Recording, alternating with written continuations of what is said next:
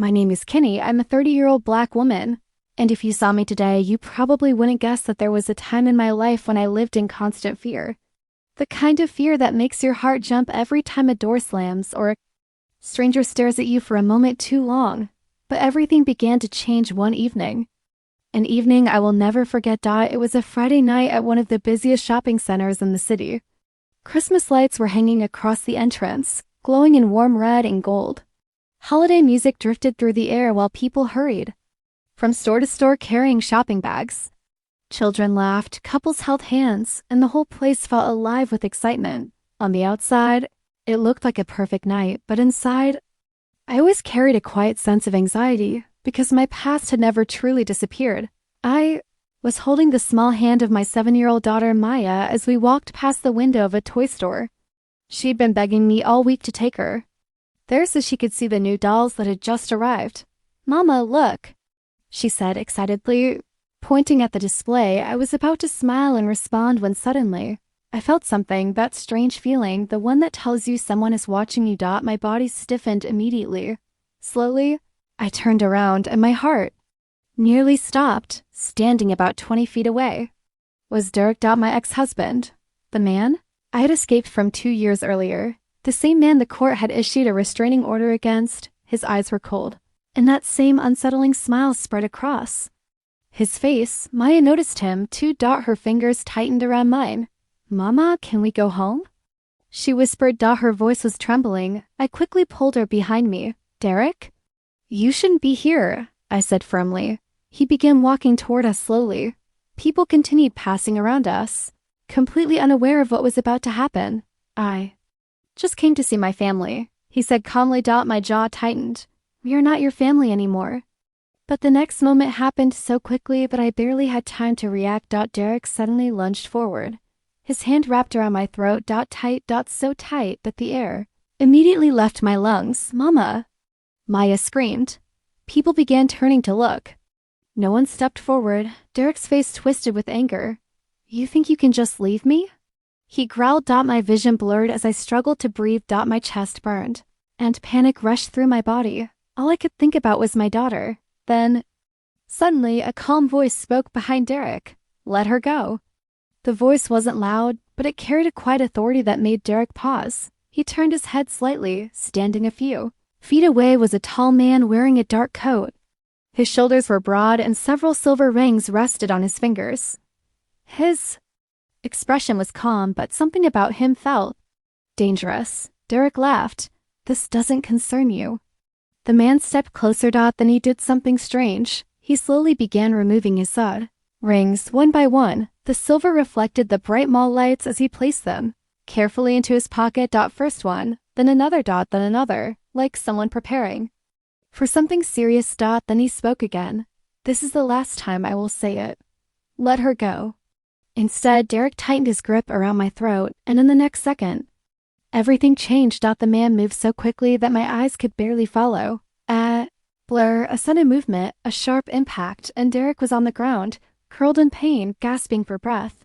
The stranger stood over him calmly, as if nothing unusual had happened. He looked down at Derek and spoke quietly. "If you ever touch her again, this will be the least of your problems." Then he turned toward me. "Are you all right?" My hands were shaking so badly that I could barely speak. I simply nodded. Maya ran into my arms and clung to me tightly. The man watched us for a moment before extending his hand. "My name is Elias Woodson."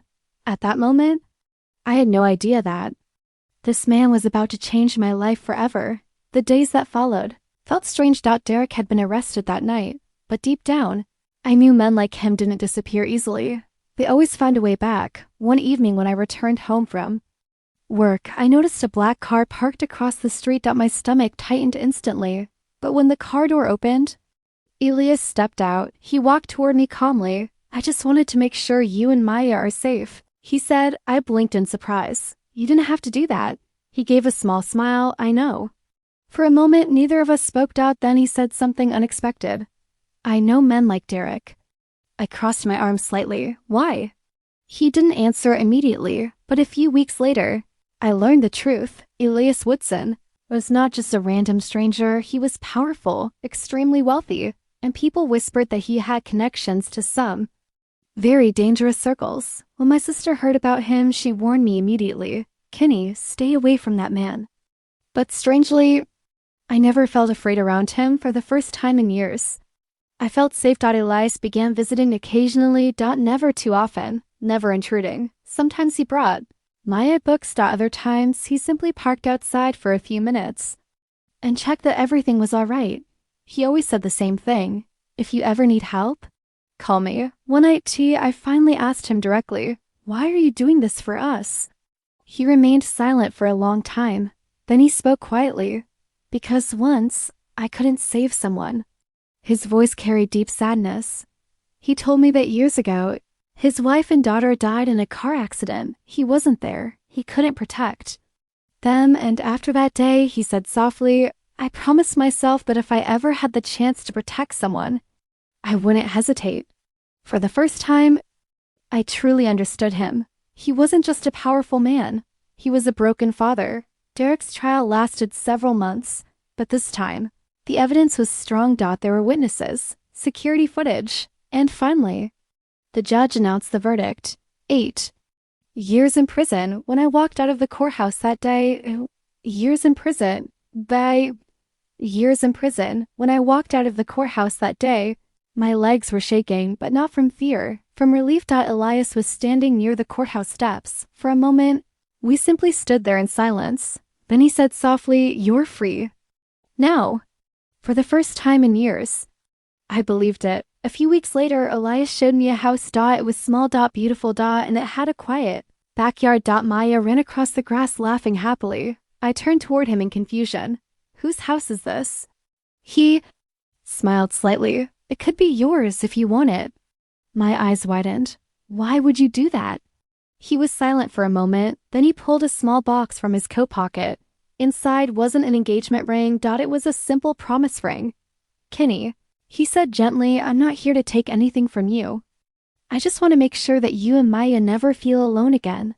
Tears filled my eyes. Because after years of living in fear, Simeone had finally given me something I thought I would never have again. A future without fear. And in that moment, I knew my darkest chapter had finally ended, and a new story was just beginning.